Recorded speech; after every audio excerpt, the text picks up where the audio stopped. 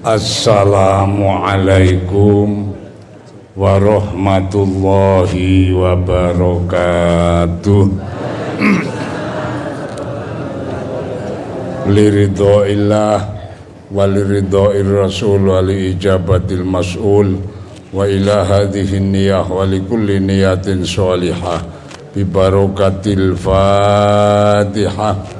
A'udzu billahi minasy syaithanir rajim. Bismillahirrahmanirrahim.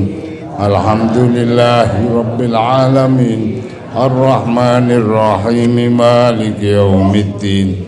Iyyaka na'budu wa iyyaka nasta'in. Ihdinas siratal mustaqim. Siratal ladzina an'amta 'alaihim ghairil maghdubi 'alaihim waladdallin.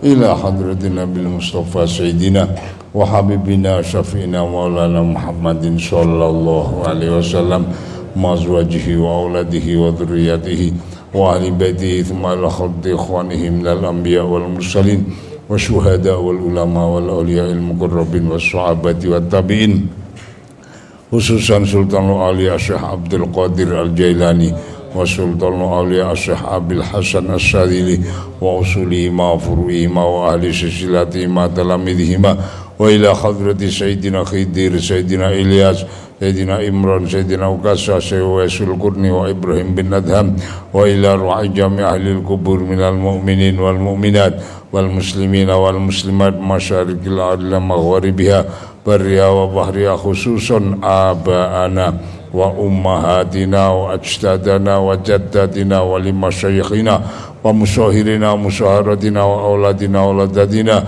wa dhurrina dhurriyatina wa ikhwana wa akhwatina wa liman lahaqun alaina syai'un lillahi lahumul fatihah. A'udzu billahi minasy syaithanir rajim. Bismillahirrahmanirrahim. Alhamdulillahi rabbil alamin. Ar-Rahmanir-Rahim. Maliki yaumiddin. Iyyaka na'budu wa iyyaka nasta'in. Ihdinas siratal mustaqim. Siratal ladzina an'amta 'alaihim maghdubi 'alaihim waladdallin. Lidaf'il bala wal waba wasyihri wa maradatil jinni wasyayatin. Al-Fatihah. A'udzu billahi minasy syaithanir rajim. Bismillahirrahmanirrahim. Alhamdulillahi rabbil alamin. Ar-Rahmanir-Rahim. Maliki yaumiddin. Iyyaka na'budu wa iyyaka nasta'in. Ihdinas siratal mustaqim. Siratal ladzina an'amta 'alaihim ghairil maghdubi 'alaihim waladdallin. Rabbi ighfirli wa liwalidayya amin. Bismillahirrahmanirrahim. Wa ilahukum ilahu wahid. La ilaha illa huwar rahmanir rahim. Allahu la ilaha illa huwal hayyul qayyum. La ta'khudhuhu sinatun wa la nawm. Lahu ma fis samawati. Man dhal ladzi yashfa'u 'indahu illa bi idhnihi. Ya'lamu ma baina aydihim wa ma khalfahum wa la yuhituna bi shay'in min 'ilmihi illa bima sha'a. Wasi'a kursiyyuhu as-samawati wal arda wa la ya'uduhu hifdhuhuma wa huwal 'aliyyul 'azim. Allahu la ilaha illa huwal hayyul qayyum. La ta'khudhuhu sinatun wa la nawm. Lahu ma fis samawati wa ma fil ard.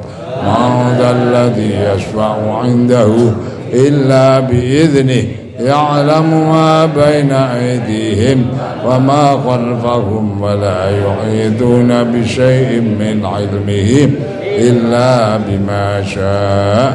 Wasi'a kursiyyuhu as-samawati wal arda wa la ya'uduhu hifdhuhuma وهو العلي العظيم الله لا إله إلا هو الحي القيوم لا تأخذه سنة ولا نوم ما في السماوات وما في من ذا الذي يشفع عنده إلا بإذنه يعلم ما بين أيديهم وما خلفهم ولا يحيطون بشيء من علمه إلا بما شاء وسع كرسيه السماوات والأرض ولا يؤوده حفظهما وهو العلي العظيم بسم الله الرحمن الرحيم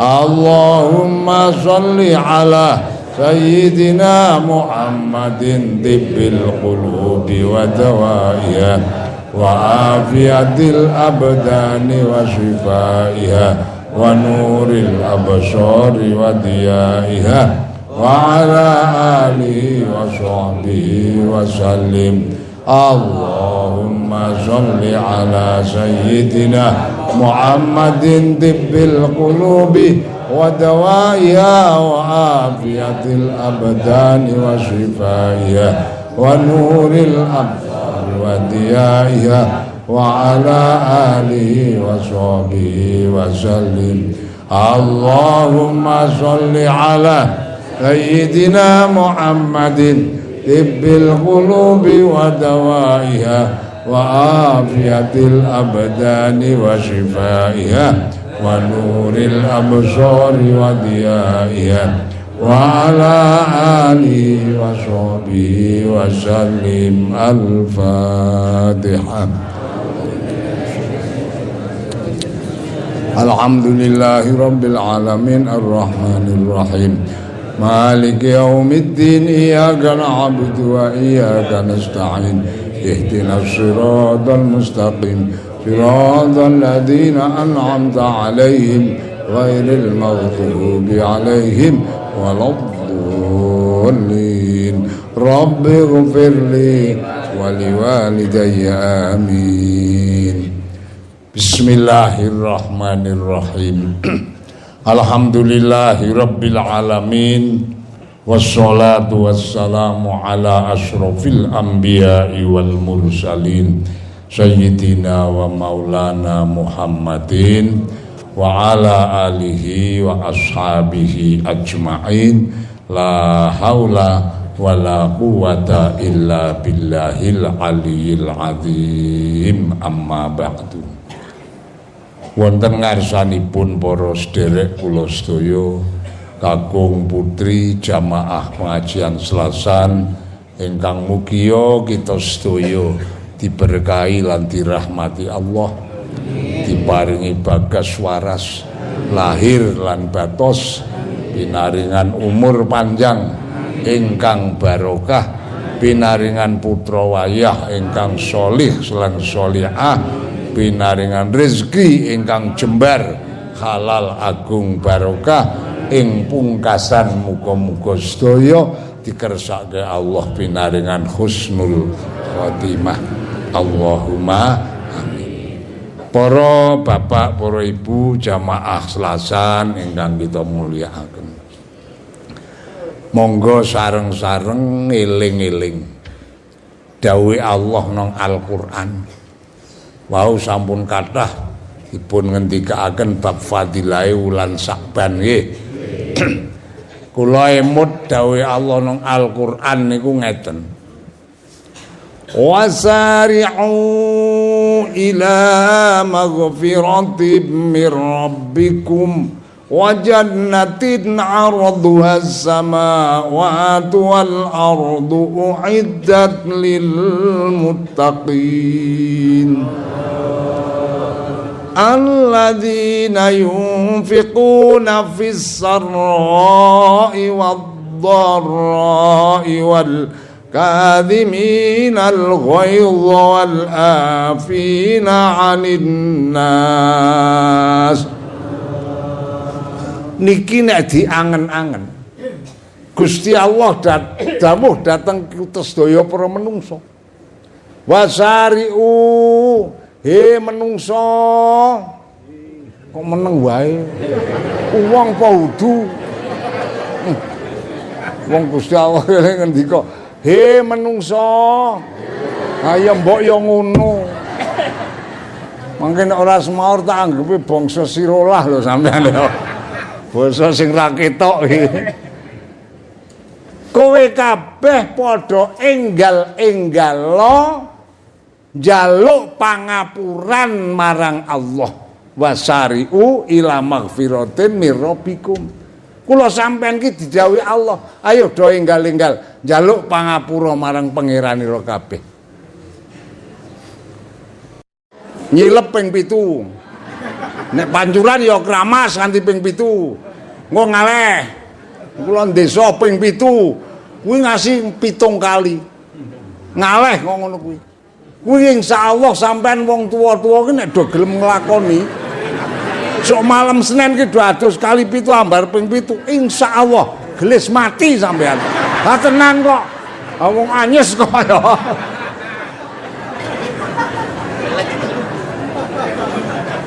tiang sepuh niku lek ngendika ki ora kon adus ki ora niku namung saloka ngertos saloka dadi ora kok hakikate kon adus niku mboten jenenge adus ki lak ngilangi rereget nggih napa mboten lah gawe malam nisfu Saban ki sing diilangi rereget rupane dosa mula lek adus ki nganggo maca ngono lho yu paham mboten biasane nek maca istighfar ki sak majelis mencok ping 100 pupung menangi nisfu Saban sok tikelno 7 sak lungguhan ki lek maca astaghfirullahaladzim iki paling ora ping 700 ngoten dadi ditikelke 7 supaya awak kula sampeyan ki resik saka dosa paham mboten engko nek wis do monggo mujahadah ya do sedekah sak derajat sak pangkat lan ana nek kula nyawang sakniki niki sing cok ajeg nindakake salat sunat baroah jamaah niku kiyaine Muhammad Qasim Kalitelon niku nek malam nisfu Saban khususe niku mesti jamaah lek salat baroah niku 100 rakaat lho yu jamaah akeh tenan niku aku tak pikir kok ya do kuat ya 100 rakaat jamaah jajal sampean wis tau jajal dijajal sok malam Senin salat sunat baroah 100 rakaat lho kuwi Kang salam ping 50 insyaallah engko nek esuk-esuk dengkul ki dimek-mek iso lho tenan kok estu kok wong kula pun nate jajal kok aku salat baroah sak urip gak sepisan kok aku wah jebulane esuk dengkul tak mek-mek ya jan berem kok ya ngono ku ping 100 e. Nggih. Wah niku masyaallah. Nek atine ikhlas nek nglakoni ganjarane agung sanget. Niku salat baroah. Mila monggo lah sak derajat sak pangkat sok malam nisfu Saban ki arep mujahadah maca Quran monggo istighfar monggo diokeh-okehi selawat zikir arep nindakake salat sunat monggo arep salat qobliyah apa arep salat mutlak monggo arep salat hajat monggo sak kersa panjenengan wis paham ta nggih kok angger atine iki sing lega aja nganti rasa kepeksa aja nganti rasa grundel lek nindakake ibadah niki wau sedekah barang itu diajari atine sing plong ora ana grundelan ganjelan apa-apa. Insyaallah niki mangke sedaya kala wau badhe dipun tampi dening Allah Subhanahu wa taala. Awit wonten hadis ingkang ngendikaaken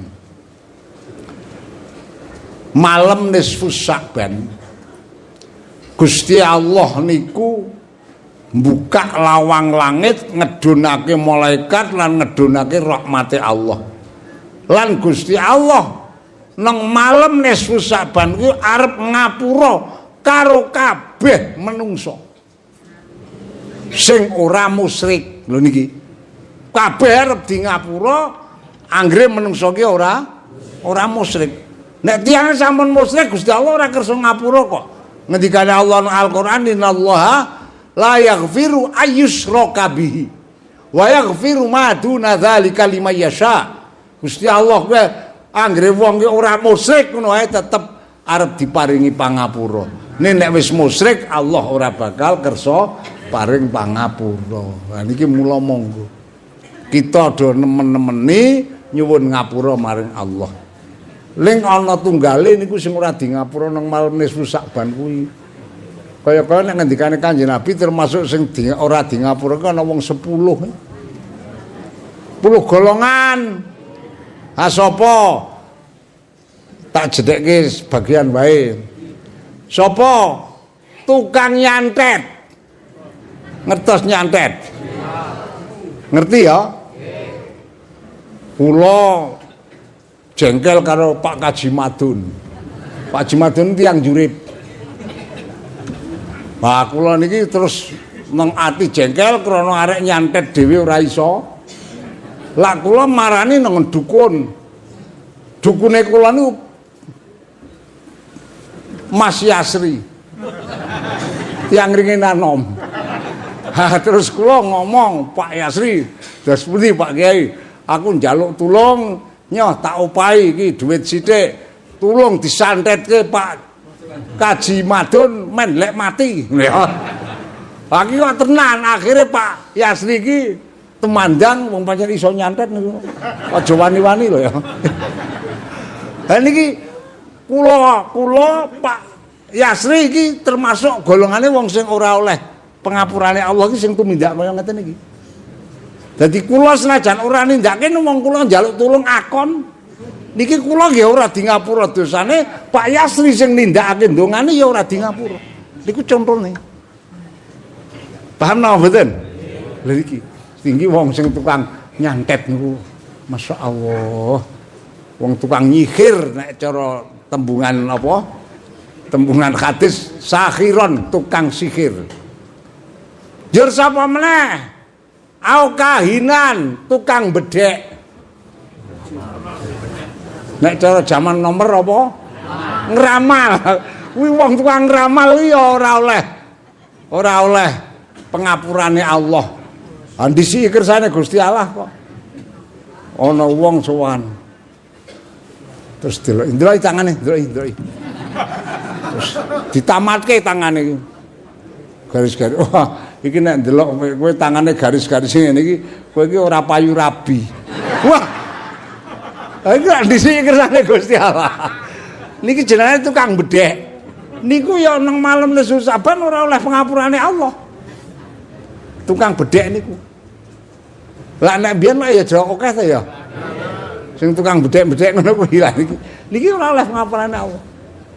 Njur sapa meneh?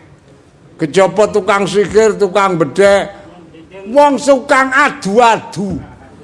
Masya Allah. Ngertos adu-adu? Tumbak cucukan. Tumbak cucukan ki kulak kono, didol nang kene. Kulak kene, didol nang kono. Ben kono karo kene kerah. Niku namine adu-adu. Iki ora oleh pengapurane Allah. Kula nek krungu critane hadis ngoten niku njur kelingan dawuhe Kanjeng Nabi. Setunggal wekdal Kanjeng Nabi menawa dipun maturi sahabat. Kanjeng Nabi badhe matur apa? Kula menawa gadah tangga caket tiang rondo tuwa. Wah, masyaallah. Ngibadahe pol-polan. Poso Senin Kemis ora tau pedhot. Tahajud ajeg, duha ajeg. Maca Quran seminggu katam. Sampeyan urung karuan lho iso nglakoni. Nggih to nggih? Niki wong wedok tuwa. Namung menika kados pundi Kanjeng Rasul tiyang wedok ngaten nika mung wonten cacatipun apa? Piyambakipun senajan tuwa jan nek adu-adu pin. Kanjeng Nabi le ngendika ora dawa-dawa. La yadkhulul jannata an-namam. Wong kuwi ora bakal mlebu swarga nek nang donya iki ndek penggawean cok adu-adu. Mulane monggo awake dhewe dandan-dandan dhewe. Muga-muga aja nganti kula sampean dadi wong sing ahli ngamale kaya ngapa ora bakal ditampa karo Allah kok. Dosane ora bakal di ngapura. Niki manfaatipun kula panjenengan anggere gelem telaten ngaji kok gelem nata lelakone awake dhewe niki wae. Wis nata lelakone awake dhewe urung tayang kon ngaji ra tau modar wae. Nggih. Arep njaluk swarga, swargane sapa lah dinggoni wong kok ngono. Nggih ngoten. Lha niki wong awake dhewe iki direwangi telaten ngeten iki wae lek nata lelakone awake dhewe iki jeh angele pol kok. Nggih napa mboten? Nata atine dhewe lak ya urung iso. Leres. Kula niki ngrasake niki nata ati kula dhewe niki. Nek dong salat iki lho kok minggatan banget ati niku. Masyaallah. Angger Allahu Akbar ngono jan wis merem wis ndingkluk to. Angger suni makbar ngono kok ati kok bubar jajal. Kula. Sapa? Sampean ya iya. Alhamdulillah. Lagi dadi angel banget nata ati bisane tumuk ninah, bisa madhep nang Allah niku mboten gampil. Wis direwangi kaya apa iku. Masyaallah sing jenenge ati mloya mlayu jak salat ya nek alika angkatane ngono ya ning kok anggere makbar ngono kok ya la ilaha illallah. Le nggih mulane monggo kula mboten bosen-bosen sareng-sareng panjenengan ajak bareng-bareng monggo lantaran ngaji do bisa nata atine dhewe-dhewe, bisa mernahake lelakone dhewe-dhewe supaya lelakon kula panjenengan nang alam donya iki diridani karo Gusti. Dadi amal ibadah iki oleh ridane Gusti. Insyaallah anggere lelakon kula panjenengan nang donya iki diridani Allah, kula panjenengan kena diarep-arep slamet ana ing kubur nganti tekan akhirate. Panjen wah ya masyaallah kadang-kadang nek dong ngrasake urip ki bosen ki yu aku. Kok ngene angele ya nata ati.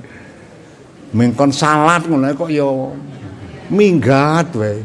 Ati niki lho. Nggih napa nggih? Apa meneh nek mung dikiran biasa kae dikirne ya jan bantu. Wah, elu. Wah, elu. Ya mung cocote ku. Wah ya atine nggih ngoten. Wah masyaallah. Mulane monggo kula ngajak dateng ahli kula sedaya. Derek-derek kula sedaya jamaah Selasan Kakung Putri, muga-muga Allah tansah paring pitedah.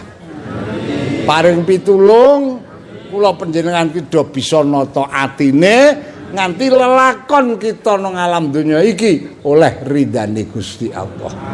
Allahumma lan satrasipun kula nyuwunaken pendonga dhateng Njandaya. Insyaallah lari-lari pondok niku mangkih dalu arep do syukuran nyelenggarake pengajian ngaturi penyanipun Gus Zuhrul Anam saking Purwokerto.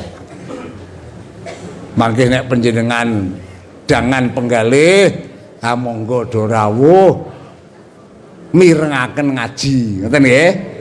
Niku syukuranipun lari-lari pondok. Wong sebab sing taun wingi wis ora nganake mergo corona. Saniki niki jane ya ijeh ana corona ning aku wis ora weruh dadi ya teko mbuh. Ya. Kula wong winginane wis konsultasi karo Pak Kapolres barang kok. Omong-omong Pak Kapolres tak maturi priye Pak Kapolres nek nganake pengajian monggo Mbah ning kula mboten usah diwehi jaluki izin muni ngono. Ajeng ngaji monggo ning kula mboten usah jaluki izin muni ngono kok. Ayo aku mulane ya iki ora ijen ora ngene apa wis luweh. Estu niku. Anjur winginane gek dina Ngahad. Aku ya ketemu karo Kapolseke Candi Mulya. Ketemu karo camate Candi Mulya. Omong-omong. Priye Pak Kapolsek nek ngaji teko ngaos, Mbah. Ning kula polisi mboten usah kandhani ngene ya. Jare polisi iki ya apik lho, meng wonge kadung keweden niku lho. Pak Camat nggih tak maturi, piye Pak Camat? Monggo Mbah, wong ngaji niku urusane kiai, nek kula urusane camat narik pajak kuwi ngono. Oh niku mulane dadi wis konsultasi karo pejabat-pejabat mulane teko ngaji mangke dalu ya. Muga-muga Gusti Allah paring kemanfaatan. Kula nyuwunaken pendonga muga-muga lare-lare kula ingkang sama ngawontenaken tasakuran estu-estu kasembatan napa ingkang dados penulunganipun.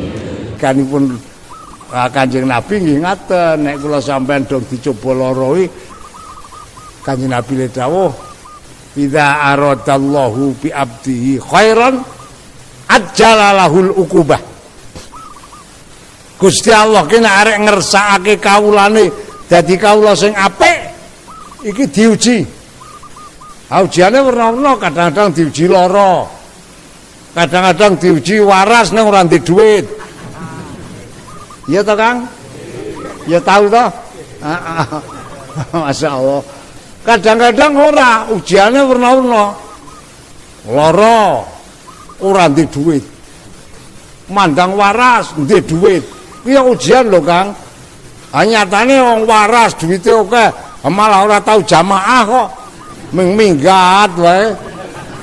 Nggih ngoten. Among Kanjeng Nabi mula dawuh Gusti Allah nek arep ngersakake kawulane dadi kawula sing apik iki dicoba. Nek dicoba iki kok sabar karo Gusti Allah dipilih dadi kawula sing cedhak karo Allah. Nek dicoba iki kok ora sabar iki karo Gusti Allah bakal didohke saka rahmate Allah. Nah, terutama sing paling rekoso nek dong dicoba lara. Wis lara tur ora ndek niku ya pancen rekoso tenan. Nggih napa nggih? Ah mulane nek ora iso lek mapake pikir, niki engko terus jadi nesu-nesu. Ngono nesu-nesu sing dundat-dundat kok Gusti Allah. Gusti Allah kita pikir jan ora perasaan ya. Ha iki nek wis kadung ngundat-undat Gusti Allah, hati teni wae nek mudhar ku disate Kang. Nggih ngoten. Dadi menungso nek coba karo Gusti Allah kok iso sabar, iso bali nyang Allah. Aku kaya ngene iki kabeh-kabeh ming saka peparinge Gusti. Aku dicoba lara kok ngene iki ya saka Allah, ning mergone aku ki lek kokean njur dicoba lara. Iku sing apik ngoten niku. Gelem ngakoni nek keluputan iki keluputane awakku dhewe oleh kokean dosa njur dicoba niki insyaallah angger awake dhewe iki setiap dicoba lara dicoba apa wae kok gelem bali nang Allah kula panjenengan arep didadekake wong sing dikasihi dening Gusti Allah. Mula dicawuhake nang Al-Qur'an innalillahi wa inna ilaihi rajiun fa in asobathum musibah qalu inna lillahi wa inna ilaihi jadi nek kula sampean kabeh dong dicoba lara dicoba susah dicoba apa wae kon bali nyang Allah supaya kula panjenengan iki nek dicoba kok bali nyang Allah karo Gusti Allah bakal dikasihi. Allahumma niki monggo diangen-angen piwulange Kanjeng Nabi ingkang kula aturaken diajegake pendak esuk karo sore bar maghrib ya. Allahumma ajirni minan nar ping pira? Ping 7. Allahumma adkhilnil jannah ping pira? Niku diajegake nek esuk sak lebare salat fajar maca niku ping 7 nggih. Nek sore bar salat maghrib termasuk wiridane niku sing diwaca ping 7 ping 7. insyaallah nek mangke kula sampean ajeg Allah bakal paring dateng kula panjenengan mati sak mangsa-mangsa arep dipapake nang swargane Gusti Allah. Allahumma amin. Rabbana atina fid dunya hasanah wa fil akhirati hasanah wa qina adzabannar wa adkhilnal jannata ma'al abrar ya aziz ya ghaffar ya rabbal alamin. Allahumma inna nas'aluka ilman nafi'a wa amalam mutaqabbala wa waladan sholiha wa rizqan halalan thayyiban wasi'an mubaraka. Ij'alna ya Allah wa auladana wa dzurriyyatina wa talamidana wa jama'atina hadza ya Allah min ahlil ilmi wa ahlil khairi wa la taj'alna wa iyyahum min ahlil bid'ati wad dhair. Allahumma sallimna wa sallim dinana wa sallim islamana wa sallim imanana wa sallim ma'rifatana wa sallim tauhidana wa sallim qulubana wa sallim arwahana wa sallim anfusana min afatid dunya wal akhirah. Allahumma ya muqallibal qulub tsabbit qulubana ala dinika wa ta'atik. Allahumma rzuqna rizqan halalan thayyiban wasi'an mubarakan ajilan kafafa birahmatika ya arhamar rahimin. Rabbana dzalamna anfusana wa illam taghfir lana wa tarhamna lanakunanna minal khasirin. Allahumma ighfir lil mu'minina wal mu'minat wal muslimina wal muslimat al ahya'i minhum wal amwat. Wa sallallahu ala sayyidina Muhammadin nabiyil ummi wa ala alihi washabihi wasallam walhamdulillahi rabbil alamin. Wassalamu alaikum warahmatullahi wabarakatuh.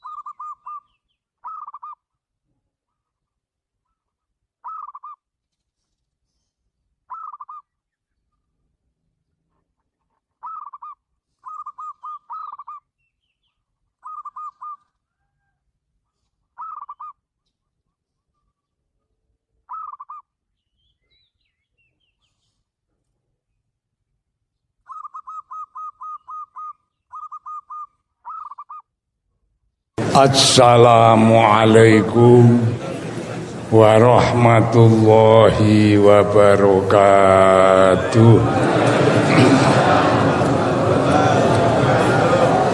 Bismillahirrahmanirrahim. Alhamdulillahi rabbil alamin. Wassalatu wassalamu ala asrofil anbiya'i wal mursalin Sayyidina wa maulana Muhammadin wa ala alihi wa ashabihi ajma'in. La haula wa la quwata illa billahil aliyil azim. Amma ba'd. Dumateng sederek kula sedaya kakung putri jamaah pengajian Selasan ingkang muga-muga sedaya tansah diberkahi lan dirahmati dening Allah. Paring ana kawilujengan awit donya nganti tumeka akhirat. Puji lan syukur tansah kita unjukaken dhateng Allah ingkang Maha Agung awit saking peparingipun nikmat, rahmat, taufik, hidayah lan inayahipun wonten ing saat siang menika kula panjenengan sedaya ditakdirke Allah saged kempal sareng-sareng wonten ing majelis pengajian kanthi niat thalabul ilmi lan niat nderek dawuhe Kanjeng Nabi. Muga-muga le kumpul-kumpul kaya ngeten iki pikantuk ridane Gusti Allah. Bisa di ngapura dosa-dosane, diterima ngamal-amal kebagusane, dipun paringana ketetepan imane. Sak wanci-wanci kita sedaya mengko ditimbali ngadhep sowan Allah Subhanahu wa ta'ala. Para rawuh kala wau sampun kathah dipun ngendikaaken kagem persiapan badhe datengipun wulan Recep. Lan insyaallah benjang Sabtu menika mekleres tanggal 1 wulan Recep. Kula namung badhe nambahi sekedhik cerita. Zamanipun Kanjeng Nabi sugeng niki setunggal wekdal dalu niku tindak medal saking dalem tindak dipun derekaken dening sahabat Sauban. Tindake Kanjeng Nabi pun derekaken sahabat Sauban. Tindak teng pundi mboten dingendikake pokoke tindak. Lah sak telebetipun perjalanan dalu niki le tindak Kanjeng Nabi didereke sahabat Sauban niku liwat nanggone pinggir kuburan. Cara kene ngono ya arep nang Sindas kuwi kulon kertek ki nang kiwa dalan ana kuburan. Lah terus Kanjeng Nabi menika kok dumugi wonten ing pakuburan niku sing ceng pinggir dalan sing dirambah Kanjeng Nabi. Niki Kanjeng Nabi kok menggok terus mlebu nang kuburan. Sahabat-sahabat derek mandang tekan tengah-tengah kuburan, Kanjeng Nabi jumeneng terus ndonga ngantos dangu. Sasampunipun rampun ndonga medal saking kuburan tekan dalan sahabat Sauban didangu karo Kanjeng Nabi, ban dalem Kanjeng Rasul. Ngerti kowe Allah lan Rasul ingkang langkung prisa. Tak omongi ya inggih. Kae wong ahli kubur kae kabeh disiksa karo Allah nang kubure. Mula banjur ingsun mlebu nang kuburan tak dongake tak suwunke ngapura karo Allah. Alhamdulillah wektu iki siksane wong kubur kae kabeh wis disuda karo Allah. Dadi dongane wong urip didongake wong ahli kubur iki ora iso ngilangi siksa kubur ning nyuda. Dadi cara wong ahli kubur iki dipentrungi sedina ping 100, ane wong ditilai karo anak putune tahlilke, iki mesti disuda garek ping 50. Ora iso ilang kabeh mboten saged. Iku ngendikane Kanjeng Nabi. Saiki wis disuda siksane. Sauban dalem tak omong ya inggih. Lamuno wong-wong sing nang ahli kubur kae mbiyen gek ijeh do urip nang alam donya saben-saben menangi sasi Rejeb kok gelem nglakoni melek sewengi niat ngurip-urip wengine wulan Rejeb lan gelem poso sedina niat nindakake poso sunat Rejeb dheweke bakal ora disiksa nang alam kubure dening Allah.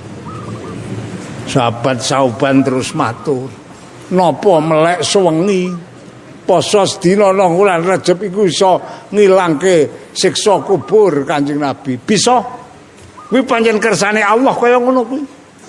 Lajeng sahabat Sauban mantep sanget. Saben-saben wulan Rejeb ora ketung sewengi melek, ora ketung sedina poso. Lah kula sampean ya sak iso-iso sok setuke do nirokke. Nek kuat, aku matur nek kuat, sok malam setuke do melek. Ngopo ayo maca-maca selawat, maca Quran. Dadi melek ning melek memaca zikir nyang Gusti. Nek melek remi ora gumun. Tua-tua melek do melek remi mudyar ora. Ati teni wae nek sampean nang wulan Rejeb le melek remi mudyar ora kamplengi malaikat. Dadi sok malam setuki melek ning melek niku ngurip-urip wengine sasi. Ayo maca selawat, maca istighfar apa sing bisa. Mau nika lak dikandhaki karo Pak Suam, kon nglakoni salat sunat ora ketung ming rong rakaat, arek salat kajat luweh, arek salat tobat luweh, lah ngono nggih. Arep salat mutlak ya luweh. Terus mengko maca selawat, maca istighfar, ati niat ngurip-urip wengine sasi Rejeb. Terus mengko nek malam Setu ki wis do nglakoni melek niku sing tak aturke nek kuat lho yu. Nek kuat. Nek ora kuat malah esuk-esuk gering, ora usah melek. Oh melek malah esuk-esuk gering malah njur mati. Ya. Nek kuat kuwi di nglakoni melek, nek ora kuat yo ora usah dipeksa wong ancen awak wis. Nggih nggih. Niku mangke nek awake kongang diparingi kekuatan karo Allah, mengko awane dina Setu kuwi poso ora ketung ming sedina. Niat poso sunat sasi Rejeb. Niki manfaatipun ngendikane Kanjeng Nabi. Wong saben-saben menangi sasi Rejeb kok gelem melek sewengi ngurip-urip wengine sasi Rejeb. Poso ora ketung sedina, niat poso sunat sasi Rejeb, mongko wong iku nek mati nang alam kubure ora bakal ditemokke karo siksane Gusti. Ya tak pikir-pikir nek cara dangen-angen ya ora abot wong setahun mung sepisan kok ya. Nggih napa nggih? Ane Ramadan kan malah setahun ping 30 to nggih. Lek poso, lek traweh ya ping 30. Ha niku nek Rejeb mung sepisan kok. Le melaya ming sewengi niku tok. Ya nek awan le poso ya ming dina. Niku paling mboten kaya ngoten niku dawuhe Kanjeng Nabi. Sing mengko kabeh niku diundhuh kula sampean sakwise ditimbali ngadep sowan nang ngersane Allah nang alam kubure ora bakal dipethuke karo siksane Gusti. Niku ngendikane Kanjeng Nabi dhateng sahabat Sauban ingkang nderekaken tindake Kanjeng Nabi wonten ing wekdal dalu wulan Rejeb niku wau. Mula kula panjenengan muga-muga ya do iso nirokke sak derajat, sak pangkat. Sok malam Setu paune, wah aku nek melek sewengi kok ora kuat ya ora mang sewengi teko setengah wengi. Tengah wengi ya abot ayo seprapat wengi. Seprapat wengi kok abot ya ora usah melek. Umpamane ora kuat kok barisa teko turu. Timbang melek kok gering. Nggih nggih. Wong niku jenengane ibadah sunat ki ora dikudokake kok. Nek kuat dilakoni, nek ora aja dipeksa. Nek ora kuat kok dipeksa malah gering sampean malah kelangan wajibe pirang-pirang. Leres napa mboten? Dadi tak pikir nek ora kuat kok dipeksa padha karo sampean iki golek uceng ning kelangan Kebo Meteng. Kira-kira nek didol Kebo Meteng karo ucenge regane larang ndi? Ayo larang kebone Meteng lho ya. Nggih napa nggih? Lah niki mula kula ngajak dateng ahli kula sedaya, monggo bareng-bareng bismillah muga-muga sok tekan dina malam Setu diparingono kekuatan lahir batin. Malam Setu do bisa ngurip-urip awal wengine sasi Rejeb, yur mengko dinane Setu ora ketung sedina poso. Ora usul Kang. Wah kula Setu pas memantu niku. Ayo engko lek poso ora kudu dina Setu, nek rampung lek memantu Senin ya kena lek poso, ngono lho. Ning pokoke seneng sajrone sasi. Paham napa mboten? Dadi aja digawe abot kok digawe sing santai. Dadi nek ora bisa pas dinane tanggal setunggal ayo tanggal 2. Ngono lho. Iku dawuhe Kanjeng Nabi kados mekaten. Mila kita nika bismillah bareng-bareng wong tak rasa-rasake. Kula niki tak hitung-hitung tiang-tiang sing umure sejajar kula iki kira-kira lek nglakoni poso Rejeb ning garek sepisan sesuk kuwi kok. Ah tenan kok. Sing Rejeb mburi mbok ijeh menangi mbok ora. Nggih napa mboten? Nek delok umure masyaallah. Nek menangi tekan sok Rejeb kok ora nglakoni kok jan rasane kok eman-eman banget. Wong kok tekan sing mburi ki mbok isih menangi mbok ora. Nggih napa mboten? Insyaallah angger sedaya kala wau diniati ingkang sae, niate golek ridane Gusti, niate nyuwun ridane Gusti Allah, nyuwun rahmate Allah, insyaallah awake dhewe tetep ditulungi karo Gusti Allah. Ini ku awet zaman semanten para sahabat niku anggere wulan Rejeb lak do kumpul-kumpul mergo Kanjeng Nabi dawuh ngoten menika. Malam tanggal setunggal do kumpul-kumpul nang masjid, ya ana sing maca Quran, ana sing maca selawat. Wong-wong iki ora padha kok. Ana wong nek maca selawat iso ning maca Quran ora tayeng. Wonten apa mboten? Wong saiki ya ngono to. Ya ana ta sing ora iso maca Quran? Ayo nek ora iso maca selawat. Ana maca selawat ora iso ayo bangetun wong muni Allahumma sholli ala Sayyidina Muhammad ngono kok ora iso wong nek kesandung muni celeng wae iso kok. Ya ora Kang. Terus mboten. Nek kesandung muni celeng dan seru banget kae. Ngomong maca Allahumma sholli ala Muhammad kok ora iso jan pancen rasa urip wae kowe. Nggih mboten. Niki dawuhipun Kanjeng Nabi mekaten. Mila muga-muga kula nggih namung ndedonga dhateng Allah awake dhewe muga-muga kabeh le kumpul-kumpul kaya ngoten leh ridane Allah lan le kumpul-kumpul ki muga-muga dikersake Allah nganti tekan sok akhirat do bareng-bareng nampa rahmat ridane Gusti Allahumma amin. Niki sunggal mun bab Rejeb. Terus ping pindhone sakjroning sasi Rejeb niku nek bisa Kanjeng Nabi dawuh ngajekno maca selawat sakjroning sasi Rejeb niku awake ditaker dhewe. Awak kula sampean taker dhewe. Awak pupung menangi sasi Rejeb, kowe iki jeh urip. Saiki pendak dina kowe tak jak maca selawat sedina ping 100. Kira-kira abot apa enteng ya? Enteng karo nek glendeng pel balur nganti asar kae. Suwe nek glendeng kok ya. Maca selawat ki nek ping 100 ora ana setengah jam, Kang. Pitados mboten. Ha mula awake ditareni saka sithik.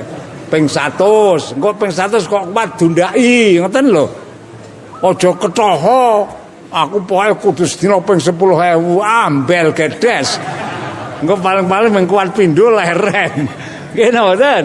Dadi kabeh niku ditaker saka sithik luwih apik saka sithik mundhak akeh katimbang sepisan akeh ning ming sepisan kuwi tok. Leres napa mboten? Kula Kanjeng Nabi le dawuh khairul umur awsatuha wa adwamuha. Apik-apike perkara sing dilakoni ima iku ngibadah, ima iku apa, wis zamanipun Kanjeng Nabi sugeng niki setunggal wekdal dalu niku tindak medal saking dalem tindak dipun derekaken dening sahabat Sauban. Tindake Kanjeng Nabi pun derekaken sahabat Sauban. Tindak teng pundi mboten dingendikake, pokoke tindak. Lah sak telebetipun perjalanan dalu niki le tindak Kanjeng Nabi didereke sahabat Sauban niku liwat nanggone pinggir kuburan. Cara kene ngono ya arep nang Sindas kuwi kulon Kertek kuwi nang kiwa dalan ana kuburan. Lah terus Kanjeng Nabi menika kok dumugi wonten ing pakuburan niku sing ceng pinggir dalan sing dirambah Kanjeng Nabi. Niki Kanjeng Nabi kok menggok terus mlebu nang kuburan. Sahabat-sahabat derek mandang tekan tengah-tengah kuburan, Kanjeng Nabi jumeneng terus ndonga ngantos dangu. Sasampunipun rampun ndonga medal saking kuburan tekan dalan sahabat Sauban didangu karo Kanjeng Nabi, ban dalem Kanjeng Rasul. Ngerti kowe Allah lan Rasul ingkang langkung prisa. Tak omongi ya inggih. Kae wong ahli kubur kae kabeh disiksa karo Allah nang kubure. Mula banjur ingsun mlebu nang kuburan tak dongake, tak suwunke ngapura karo Allah. Alhamdulillah wektu iki siksane wong kubur kae kabeh wis disuda karo Allah. Dadi dongane wong urip didongake wong ahli kubur iki ora iso ngilangi siksa kubur ning nyuda. Dadi cara wong ahli kubur iki dipentrungi sedina ping 100, ning wong ditilaki karo anak putune dalilke ha iki mesti disuda garek ping 50. Ora iso ilang kabeh mboten saged. Iku ngendikane Kanjeng Nabi. Saiki wis disuda siksane. Sauban dalem tak omong ya inggih. Lamuno wong-wong sing nang ahli kubur kae mbiyen kei jeda urip nang alam donya saben-saben menangi sasi Rejeb kok gelem nglakoni melek sewengi niat ngurip-urip wengine wulan Rejeb lan gelem poso sedina niat nindakake poso sunat Rejeb, dheweke bakal ora disiksa nang alam kubure dening Allah. Sahabat Sauban terus matur, napa melek sewengi poso sedina nang wulan Rejeb iku iso ngilangke siksa kubur Kanjeng Nabi? Bisa. Kuwi pancen kersane Allah kaya ngono kuwi. Lajeng sahabat Sauban mantep sanget. Saben-saben wulan Rejeb ora ketung sewengi melek, ora ketung sedina poso. Lah kula sampean ya sak iso-iso sok setuke do niroke. Nek kuat, aku matur nek kuat, sok malam setuke do melek. Ngopo ayo maca-maca selawat, maca Quran. Dadi melek ning melek memaca zikir nyang Gusti. Lah le melek remi lah gumun. Tuwa-tuwa melek do melek remi malah mudhar ora. Ati teni wae nek sampean wulan Rejeb le melek remi mudhar ora kampleng karo malaikat. Dadi sok malam setu ki melek ning melek niku ngurip-urip wengine sasi. Ayo maca selawat, maca istighfar apa sing bisa. Mau nika lah dikandhani karo Pak Suam, kon nglakoni salat sunat ora ketung ming rong rakaat, arep salat kajat luweh, arep salat tobat luweh, lah ngono nggih. Arep salat mutlak ya luweh. Ah terus mengko maca selawat, maca istighfar, ati niat ngurip-urip wengine sasi Rejeb. Terus mengko nek malam setu ki wis do nglakoni melek niku sing tak aturke nek kuat lho yu nek kuat, nek ora kuat malah esuk-esuk gering, ora usah melek. Oh melek malah esuk-esuk gering malah njur mati.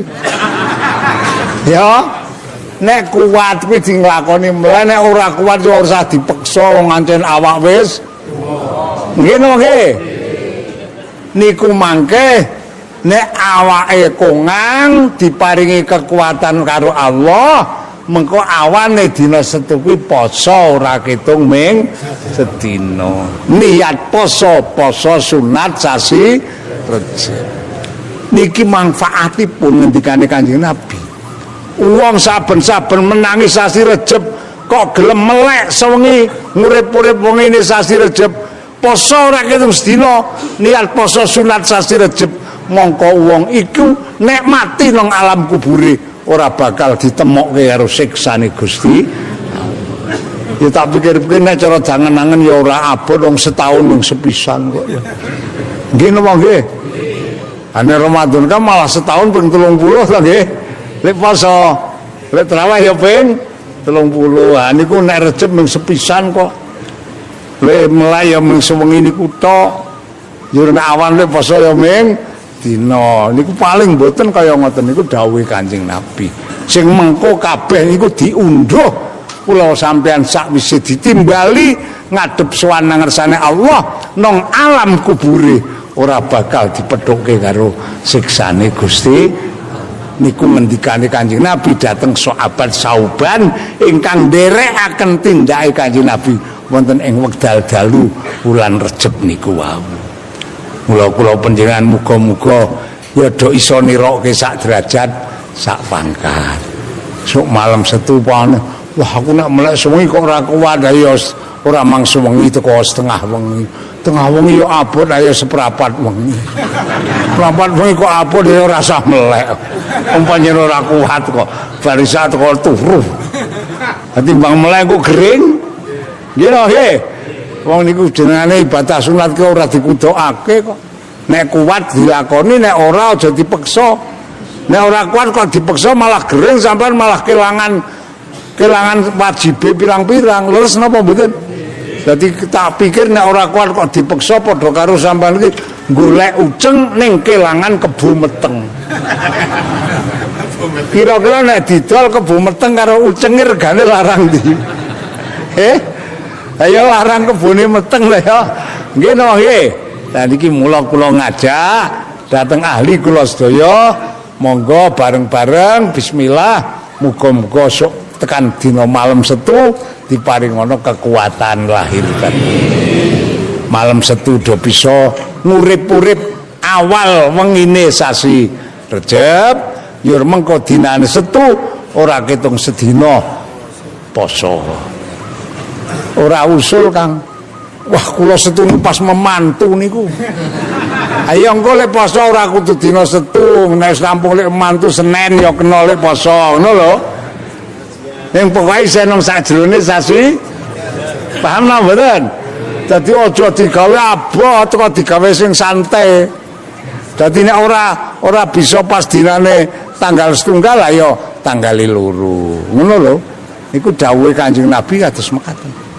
Mila kita nika bismillah bareng-bareng wong tak rasa-rasake kula niki tak hitung-hitung tiang-tiang sing umure sejajar kula iki kira-kira lek nglakoni poso Rejab ning garis sepisan sesuk kuwi kok. Lah tenan kok sing Rejab mburi mbok ijeh menangi mbok ora. Nggih mboten. Nek delok umure masyaallah. Nek menangi tekan sok Rejab kok orang nglakoni kok jan rasane kok iman-iman banget. Wong kok tekan sing mburi ki mbok isih menangi mbok ora. Nggih mboten? Insyaallah angger sedaya kala wau diniati ingkang sae, niate golek ridane Gusti, niate nyuwun ridane Gusti Allah, nyuwun rahmate Allah, insyaallah awake dhewe tetep ditulungi karo Gusti Allah.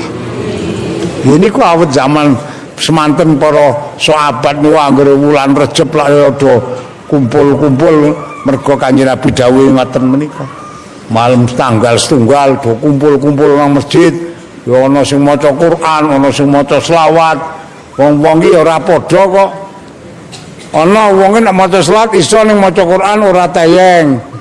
Wonten apa mboten? Wong saiki ya ngono to. Ya ana to sing ora iso maca Quran. Ayo nek maca selawat. Ane maca selawat ora iso ayo banget wong menguni Allahumma sholli ala Sayyidina Muhammad ngono kok ora iso wong nek kesandung muni celeng wae iso. Ya ora Kang. Ora sampeyan. Ane kesandung muni celeng dan seru banget kae. Ngomong maca Allahumma sholli ala Muhammad kok ora iso jan pancen rasa urip wae kowe. Ngene mboten. Iki dawuhipun Kanjeng Nabi mekaten. Mula muga-muga kula nggih namung ndedonga dhateng Allah awake dhewe muga-muga kabeh le kumpul-kumpul kaya ngoten leh ridane Allah lan le kumpul-kumpul ki muga-muga dikersake Allah nganti tekan sok akhirat do bareng-bareng nampa rahmat ridane Gusti Allahumma niki sunggal pun bab Rejeb. Terus ping pindhone sakjroning sasi Rejeb niku nek bisa Kanjeng Nabi dawuh ngajekno maca selawat sakjroning sasi Rejeb niku awake ditaker dhewe. Awak kula sampeyan taker dhewe. Awak pupung menawi sasi Rejeb kowe iki jeh urip. Saiki pendak dina kowe tak jak maca selawat sedina ping 100. Kira-kira abot apa enteng ya? Enteng ah karo nek glendreng pae lebal nganti asar kae. Suwe nek glendreng kok ya. Maca selawat iki nek ping 100 ora ana setengah jam, Kang. Pitados mboten. Ha mula awake ditareni saka sithik. Ping 100, engko ping 100 kok kuat dundaki, ngoten lho. Aja ketoho. Aku pokoke kudu sedina ping 10.000 ambel gedes. Engko paling-paling mung kuat pindho leren. Ngene mboten.